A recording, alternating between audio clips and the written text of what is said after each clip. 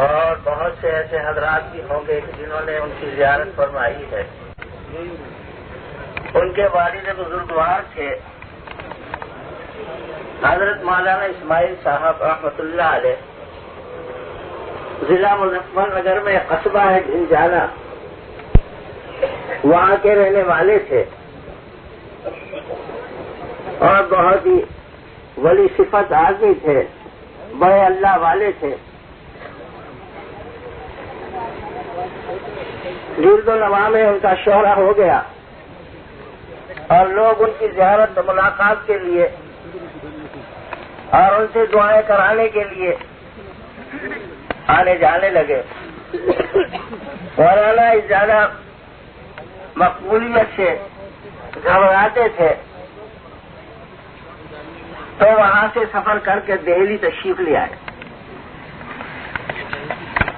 اور یہ مسجد بنگلے والی یہ ایک نواب صاحب تھے، وہ ان کی بنائی ہوئی تھی اور اس مسجد کے ساتھ جہاں آج ہال بنا ہوا ہے وہاں ان کا بنگلہ بنا ہوا تھا. اس واسطے اس کو بنگلے والی مسجد کہتے ہیں. وہ نواب صاحب بادشاہ کی سسرال کے لوگوں میں سے تھے تو وہ وہاں رہا کرتے تھے، اس واسطے اس کو مسجد بنگلے والی کہتے ہیں. تو حضرت مولانا اسماعیل صاحب رحمۃ اللہ علیہ نے اس مسجد کی خدمت اپنے ذمہ لے لی اور گمنامی کی زندگی گزارنے لگے. انقلاب آیا، ملک انگریزوں کے ہاتھ میں چلا گیا، لوگوں کے خلاف مقدمات دائر ہوئے تو یہ مرزا ثریا جہاں بادشاہ کی سسرال کے لوگوں میں سے تھے، ان کے خلاف بھی مقدمہ دائر ہوا اور اس میں فیصلہ یہ ہوا کہ ان کو پھانسی دی جاوے اور ساری زمین جائیداد ان کی ضبط کر لی جاوے. اس حکم کے بعد وہ بہت گھبرائے، مارے مارے پھرے جگہ جگہ لوگوں سے دعائیں کراتے ہوئے اور سفارشیں اٹھاتے ہوئے. ایک مجذوب نے کہا، ارے کہ کہاں مارا مارا پھرتا ہے، اپنی مسجد کے ملا سے مل لے، ان کے پیر پکڑ لے. تو نواب ثریا جہاں صاحب تشریف لائے اور آتے ہی مولانا کے پیروں میں پڑ گئے اور پیر پکڑ لیے. مولانا حسن کہہ رہے ہیں کہ جی نواب صاحب کیا بات ہے کیا بات ہے، لیکن وہ کسی طرح چھوڑنے کو تیار نہیں. اور انہوں نے عرض کیا کہ حضرت دعا فرما دی. تو حضرت مولانا رحمۃ اللہ علیہ نے فرمایا کہ دعا تو میں کر لوں گا، لیکن جتنی تمہاری زندگی غلط ہے اس پر سچے دل سے توبہ کر لو. ان کے ہاں گانا بجانا، رنڈی بھروے، شراب کباب ساری چیزیں موجود تھی. تو انہوں نے سچے دل سے توبہ کی اور سب کو چلتا کر دیا. تو یہ کہا ہے کہ تھوڑے دن کے بعد حضرت مولانا نے ان کے لیے دعا فرمائی. تو تھوڑے دن کے بعد یہ اطلاع ملی کہ ان کو پھانسی تو نہیں دی جائے گی، لیکن زمین اور جائیداد ان کی سب ضبط کر لی جائے گی. لیکن پھر اور دعائیں ہوتی رہی، توجہات ہوتی رہی، تو بالکل یہ فیصلہ ہو گیا اور وہ بے قصور ثابت ہو گئے اور یہ فیصلہ ہو گیا کہ نہ پھانسی دی جائے گی اور نہ زمین جائیداد ان کی ضبط ہوگی. تو اس مسجد کی خدمت کرتے رہے حضرت مولانا اسماعیل صاحب رحمۃ اللہ علیہ. بہت تنہائی کی جگہ تھی، اب تو چاروں طرف عمارتیں بن گئی. رات کو ڈر لگتا تھا، اجاڑ بیابان ہوتا تھا. ہمارے میوات کے لوگ دلی میں محنت مزدوری کے واسطے آیا کرتے تھے اور آتے جاتے وہاں مر جاتے. حضرت مولانا دریافت فرماتے بھائی کون ہو, کہاں سے آئے ہو, کہاں جا رہے ہو, کیا بات ہے؟ تو اپنا حال احوال بیان کرتے. تو آپ نے ارشاد فرمایا کہ ایسا نہ ہو کہ بھائی تم ہمارے پاس رہو اور ہم تمہیں پڑھاویں, دین کا علم سکھاویں, قرآن پڑھاویں اور تمہارے کھانے پینے کا بھی انتظام کر دیں. تو راضی ہو گئے کہ سبحان اللہ ہمیں اور کیا چاہیے. چنانچہ ایک مکتب کی شکل بن گئی اور میوات سے ایک جوڑ اور تعلق پیدا ہو گیا حضرت مولانا اسماعیل صاحب رحمۃ اللہ علیہ کا. جب ان کا وصال ہو گیا تو ان کے بڑے بیٹے حضرت مولانا محمد صاحب رحمۃ اللہ علیہ وہ امام بنے اور مسجد کے خادم بنے. انہیں بھی تعلق میواتیوں سے ہو گیا تھا. باپ کے شاگرد تھے اور خود ان کے اپنے شاگرد تھے. میوات کے انہوں نے سفر کیے اور انہیں مسجدیں بنانے کا شوق تھا. چنانچہ کئی گاؤں کے اندر انہوں نے مسجدیں بنوائی اور یہ تعلق قرب اور مضبوط ہوتا چلا گیا. جب مولانا محمد صاحب رحمۃ اللہ علیہ مرد وفات میں تھے تو حضرت مولانا ریاض صاحب رحمۃ اللہ علیہ ان کی عادت کے واسطے اور ان کی خدمت کے واسطے سہارنپور سے آئے ہوئے. حضرت مولانا ریاض صاحب رحمۃ اللہ علیہ سہارنپور سے فراغت حاصل کرنے کے بعد وہاں معین مدرس کے طور پر ہو گئے تھے, چھوٹے مدرس بنا دیے گئے. تو دہلی والوں نے جب یہ دیکھا کہ بھئی مولانا محمد صاحب تو چل بسے, اب اس مسجد کی خدمت کے واسطے کوئی ہونا چاہیے, تو انہوں نے مولانا ریاض صاحب رحمۃ اللہ علیہ سے عرض کیا کہ حضرت ہم تو آپ کو نہیں جانے دیں گے, آپ کے باپ کی, آپ کے بھائی کی مسجد ہے اور یہ مدرسہ ہے, اس کی دیکھ بھال کے لیے آدمی چاہیے اور آپ سے بہتر اور بڑھیا آدمی کون ہو سکتا ہے. تو انہوں نے فرمایا کہ بھائی میں تو ایسا آزاد نہیں ہوں کہ یوں ٹھہر جاؤں, میرے شیخ ہیں, میرے استاد ہیں حضرت مولانا خلیل احمد صاحب رحمۃ اللہ علیہ سہارنپور, ان سے اجازت ہوگی تو میں ایسا کر سکتا ہوں. چنانچہ درخواست کی گئی حضرت سہارنپوری رحمۃ اللہ علیہ سے کہ صاحب اس مسجد اور اس مدرسے کی دیکھ بھال کے لیے کسی آدمی کی ضرورت ہے. تو عارضی طور پر حضرت مولانا ریاض صاحب رحمۃ اللہ علیہ کو اس مسجد میں چھوڑ دیا گیا. حضرت ماشاءاللہ خدمت فرماتے رہے, تعلیم کا عجیب انداز تھا حضرت کا, خوب وہاں سے پڑھاتے تھے. اگر غلط پڑھ دیا طالب علم نے تو ہو, اور اگر صحیح پڑھ دیا تو ہاں, بس یعنی بتلاتے نہیں تھے. 80 طالب علم آپ کے پاس ہوتے تھے, سب کو پڑھاتے تھے اور بس ہم آتے پڑھاتے تھے, سارا مطالعہ نکال کر لانا اور یاد کرنا یہ وہ سب انہیں کے ذمہ ہوتا. تو عجیب استعداد کے بچے پیدا ہو رہے تھے اور پھر ان کی پاکیزہ صحبت, تربیت بھی عجیب و غریب ان کی ہو رہی.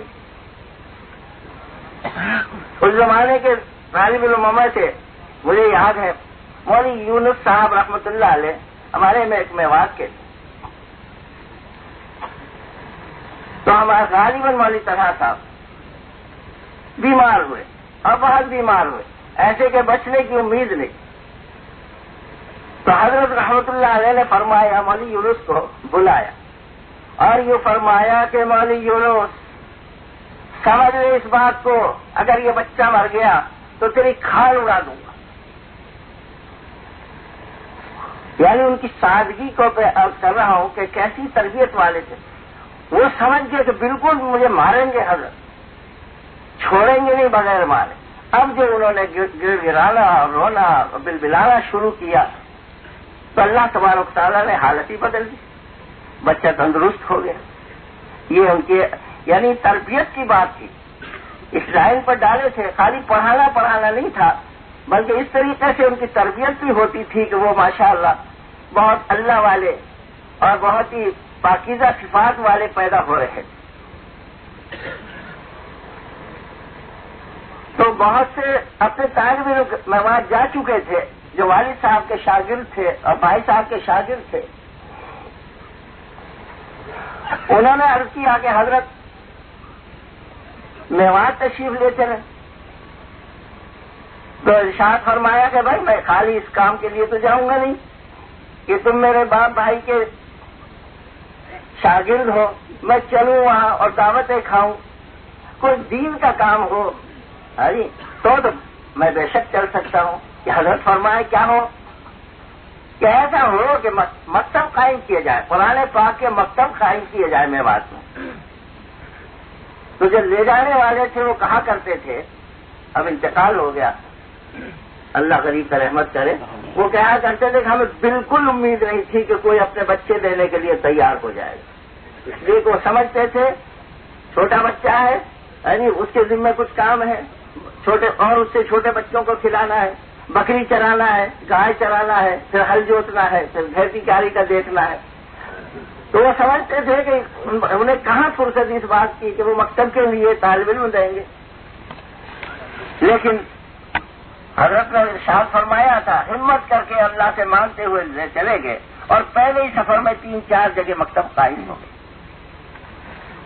ان مکتبوں کے لیے قرآن شریف پارے اور چھوٹا سا وظیفہ مدرسین کا وہ وہاں نظام الدین سے جایا کرتا تھا اور باقاعدہ رجسٹر تھے اور ہر مہینے کی کارگزاری خانگی کا نقشہ بن کر آیا کرتا تھا اور امتحان لینے والے امتحان لینے جایا کرتے تھے.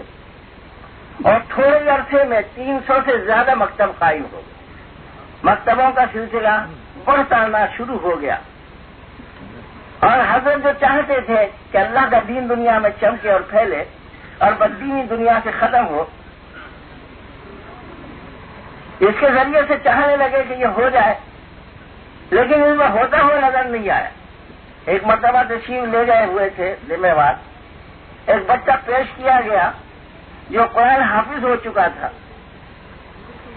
لیکن ماحول گندا اور غلط تھا. اس وقت بھی وہ دھوتی باندھے ہوئے تھے، کان میں اس کے بالیاں تھی، ہاتھ میں چاندی کے کڑے تھے. تو حضرت مولانا الیاس صاحب رحمۃ اللہ علیہ سمجھے جو ہو جب تک ان کو اس گندے غلط ماحول سے نہ نکالا جائے گا اس وقت تک ان کی تربیت مشکل ہے اور ان میں دین آنا بہت مشکل ہے، خالی اس پر نہیں ہوگا. چنانچہ حضرت رحمۃ اللہ علیہ نے وہاں سے جماعتوں کا نکالنا شروع فرمایا. اس سے پہلے خود ہمارے مدرسہ کاشف العلوم حضرت نظام الدین اولیاء رحمۃ اللہ علیہ کے طالب علم جماعت میں جایا کرتے تھے اور جو اللہ کا فضل ہے کہ اب تک وہ سلسلہ جاری ہے.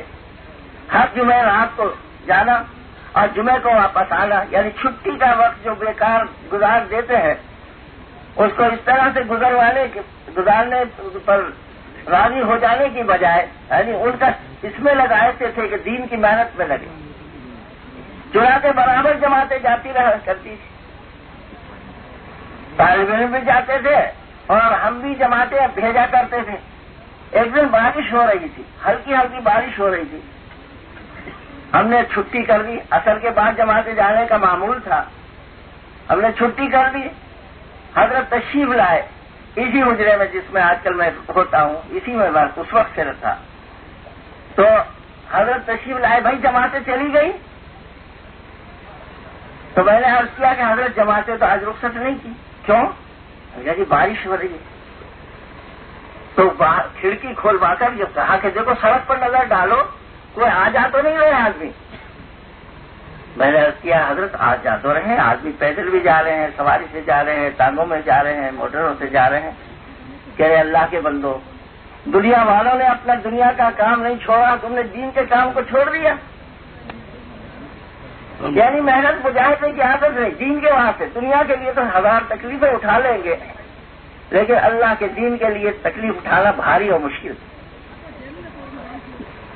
چنانچہ اسی وقت پھر میں نے جمع کیا اور الحمدللہ جماعتیں اس وقت روانہ کی. اسی بوندا بازی میں ایسی بارش نہیں تھی، اور بارش ہو بھی تو کیا بات ہے جی.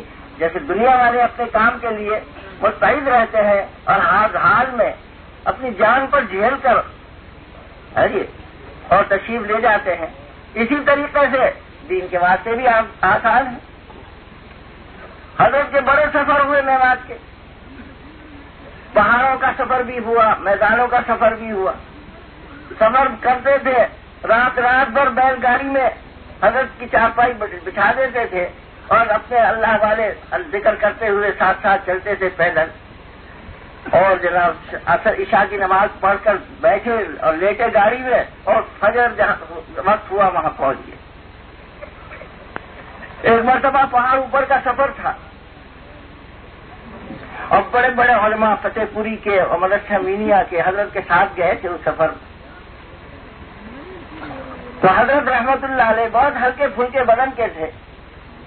ہم بھی جب کبھی گشت میں اور شہر میں جانے کا اتفاق ہوتا تھا تو حضرت رحمت اللہ علیہ کے ساتھ چل نہیں پاتے تھے، دوڑنا پڑتا تھا، اور وہ چلتے تھے اور ہم دوڑتے تھے.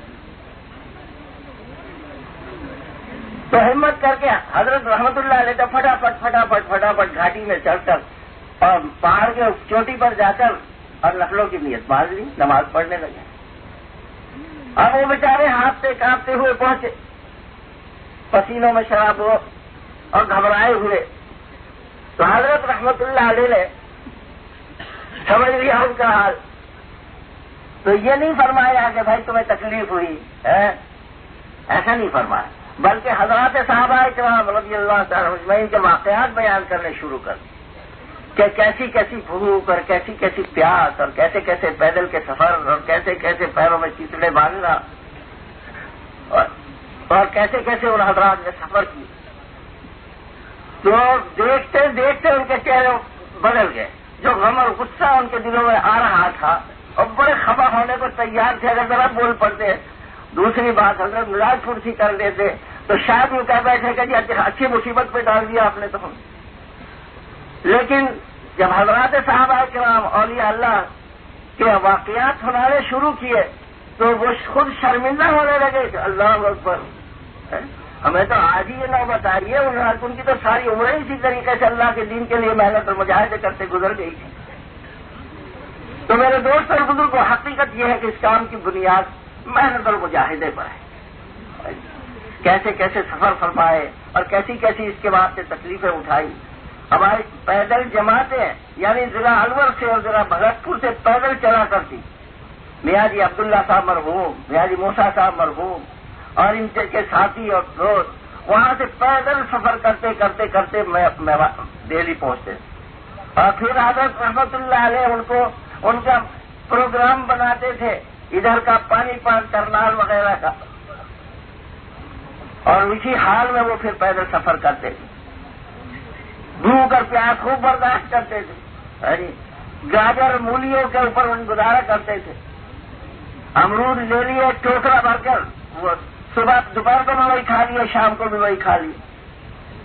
اور پھر حضرت رحمت اللہ علیہ پہنچتے ان کی نصرت کے واسطے کسی شہر قصبے کے اندر. وہ سمجھتے تھے کہ شاید اب چھٹی مل جائے گی، پھر ترغیب دیتے اور سمجھاتے بجھاتے فضائل بیان کرتے اللہ کے راستے کے اور محنت اور مجاہدے کے، پھر تیار ہو جاتے وہ اگلے جمعے تک کے بعد. تو میرے دوست اور بزرگ کو حقیقت یہ ہے کہ یہ کام محنت اور مجاہدوں پر اٹھایا گیا. جب تک ہماری زندگیوں کے اندر اللہ کے دین کے لیے محنت کرنا، مجاہدہ برداشت کرنا، جان مال کی قربانی کرنا پایا جائے گا، ناگواریوں کو برداشت کرنا، تو انشاءاللہ اس سے ترقی کے دروازے کھلتے چلے جائیں اور معاملہ سہل اور آسان ہوتا چلا جائے. یہ کام رواجی طریقے کا نہیں. آج تو اگر ایک چھوٹا سا مکتب، مدرسہ، یہ ادارہ کوئی کھولنا چاہتا ہے تو دیکھو اس کے لیے کتنا کچھ اسے جھنجھٹ کرنا پڑتا ہے. مکان بنواتا ہے، پہلے در سے اتنی گنجائش نہیں ہوتی مکان بنانے کی، بلڈنگ بنوانے کی، تو کرائے پر لیتا ہے. پھر اس کا دفتر بناتا ہے، اس میں صدر اور سیکرٹری مقرر کیے جاتے ہیں اور اس میں پھر ممبران رکھے جاتے ہیں، محصل چندہ مقرر ہوتے ہیں اس کے اندر، اور پھر وہ طریقے اور غلط طریقے اور اچھے طریقے سے مال کو جمع کیا جاتا ہے اور پھر لوگوں پر خرچ کیا جاتا ہے. لیکن اس رواجی طریقے پر اس کام کو نہیں اٹھایا، بلکہ اپنی جان اور اپنا مال، جس طرح سے حضرات صحابہ کرام رضی اللہ عنہم اجمعین نے اس کام کو کیا تھا اور ساری عمریں اس میں لگا دی اور کھپا دی، اسی طریقے سے اپنی جان اور اپنے مال کے ساتھ لوگوں کا آمادہ تیار کیا جاتا ہے۔ اس کی صفات اور خوبیوں میں سے ایک بات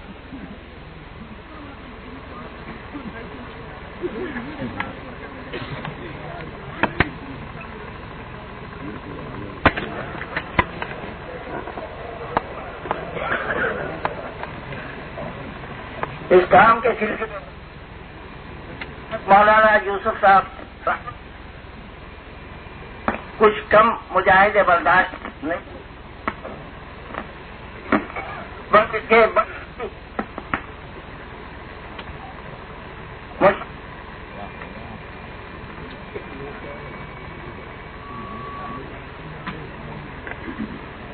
ہمارے کا واقعہ ہے کہ کھانے کے واسطے کچھ نہیں اور بھوک ستا رہی تھی، تو ایک حجرے میں ایک لکڑی کا صندوق رکھا رہتا تھا، اس کے اندر آٹا ڈال دیا جاتا تھا، وہ ختم ہو چکا تھا۔ تو حضرت مولانا یوسف صاحب رحمۃ اللہ علیہ کا جب طالب علمی کا زمانہ تھا تو تنکے سے ریخوں میں سے آٹے کو نکالا اور پھر ایک ٹکیا پکائی اور وہ اس سے بھوک دور کی۔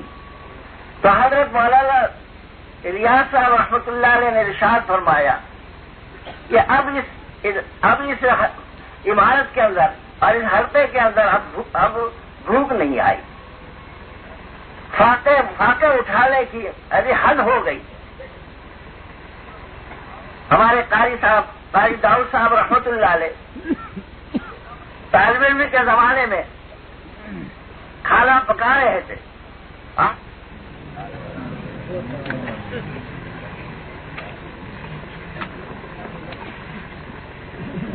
ان کا جب طالب علمی کا زمانہ تھا تو انہوں نے بتلایا کہ روٹی پکانے کی باریاں لگتی تھی، چنانچہ آج تک بھی ہمارے مدرسے میں طالب علم روٹیاں پکاتے ہیں۔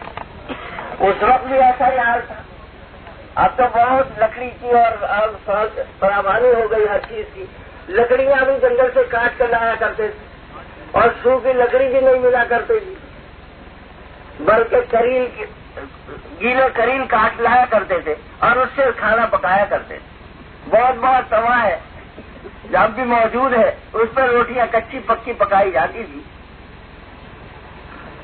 اور کوئی چیز ایسی نہیں تھی سر چھپانے کی، ایک ٹین کی چادر تھی جو توے کے اوپر تھی۔ تو ایک روز بارش ہو رہی تھی اور قاری داؤد صاحب کی باری تھی روٹی پکانے کی، تو حضرت رحمت اللہ علیہ تشریف لائے تو وہ حضرت کو دیکھ کر رونے لگے کہ حضرت کچھ ایسا تو انتظام ہو جائے، کچھ ایسا تو انتظام ہو جائے کہ ہم بارش میں اور سردی میں اپنے کام کو کر لیا کر، دھوپ میں سے بچاؤ کے لیے کچھ کر لیا کر۔ تو یہ ارشاد فرمایا کہ اے داؤد، عمارتیں تو بہت بن جائیں گی، تھوڑے مجاہدے کی بات ہے، تھوڑا جھیلنے کی بات ہے، جھیلنے پر دروازے کھلتے ہیں۔ تو میرے دوست اور بزرگوں، حقیقت یہ ہے کہ اس کی بنیاد محنت اور مجاہدے کے اوپر ہے۔ ہمارے دوستوں کے اندر جتنی یہ صفت باقی رہے گی انشاءاللہ اتنی ترقی ہوتی چلی جائے گی۔ اس کے خصوصیات میں سے یہ بھی ہے کہ بھائی اس میں اختلافی چیزیں نہیں ہیں، نہ سیاسی نہ مسلکوں کی۔ سیاست سے بھی اس کے بہت بچایا گیا، سیاسی اختلافات سے بھی، اور اسی طریقے سے مسلکوں کے اختلاف سے بھی بہت بچایا گیا۔ ملک تقسیم ہو رہا تھا، بڑے ذمہ دار حضرات تشریف لائے حضرت مولانا یوسف صاحب رحمۃ اللہ علیہ کے پاس، اور یوں کہا کہ میوات چل کر ذرا یوں کہہ دیجئے گا کہ بھائی یہاں ہی رہو اور دوسری جگہ نہ جاؤ۔ تو حضرت رحمت اللہ علیہ نے ارشاد فرمایا کہ یہ بول تو سیاسی ہے، ہم نے تو یہ آج سے آج تک یہ دعویٰ کیا ہے اور ایسا کہہ رہے ہیں کہ آپ سیاست میں دخل نہیں دیتے اور اس کے ساتھ ہمیں دلچسپی نہیں ہے. یہ بول تو سیاسی ہے کہ ایک جگہ رہو دوسری جگہ نہ جاؤ. تو دیکھو کتنی گہری نظر تھی کہ اگر اس طریقے کی بات کہہ دی جاتی جو اور دوسروں کے نزدیک بالکل معمولی سی بات تھی تو کتنا بڑا فتنہ ہو جاتا اور دوسرے جگہوں پر کیسے کام کے بند ہونے کی شکلیں پیدا ہو جاتی. ہمارے حاجی عبد الجبار صاحب مرحوم تھے، اہل حدیث حضرات میں سے، اور خوب کام کے اندر دلچسپی لیتے تھے اور بہت پھرتے تھے. تو ان کی جماعت والوں نے کہا کہ جب آپ پیچھے پیچھے پھرتے ہیں، دیکھتے نہیں کہ کیا ہو رہا ہے، کیا کر رہے ہیں یہ لوگ، حرکت پھیلاتے ہیں. تو وہ غصے ہو کر یوں کہا کہ مجھے اتنے سال ہو گئے ان کی خدمت میں آتے اور جاتے، کبھی اشارے اور کنارے سے بھی تو یہ نہیں کہا کہ تم رفع یدین کیوں کرتے اور عامل بالجہل کیوں پڑھتے. تو میں نے عرض کیا کہ مسئلوں کا اس میں مسئلوں کا وہ نہیں ہے، اس اختلاف سے بچایا جس طرح سے بھی نماز پڑھے جس طرح پڑھے، اور اسی طریقے سے اس میں غلط طریقے سے روپے پیسے کا جمع کرنا اس سے بہت بچایا. ایک مرتبہ حضرت مولانا یوسف صاحب رحمۃ اللہ علیہ کو اطلاع ملی کہ ایک محلے والے دلی کے ایک محلے والوں نے کچھ پیسہ جمع کیا ہے اور وہ خدمت میں لانا چاہتے ہیں کہ یہاں بڑی تنگی ہے، بڑی پریشانی ہے، بڑی ضرورت ہے. تو اور واقعی بھی پریشانی، ایسی بات نہیں کہ ضرورت نہیں تھی روپے پیسے کی، لیکن غلط طریقے سے جو جمع کیا جا رہا تھا. تو حضرت رحمت اللہ علیہ نے ذمہ داروں کو بلایا اور ڈانٹ کر فرمایا کہ تم سے کس نے کہی تھی یہ بات، جس سے جو لیا ہے اس کو واپس کرو. چرا کے واپس کرائے. پہاڑ گنج میں ہمارے حاجی حکیم کریم بخش صاحب مرحوم تھے، بڑے اللہ والے تھے، عالم بھی تھے، بڑے حکیم بھی تھے، بہت اللہ والے تھے.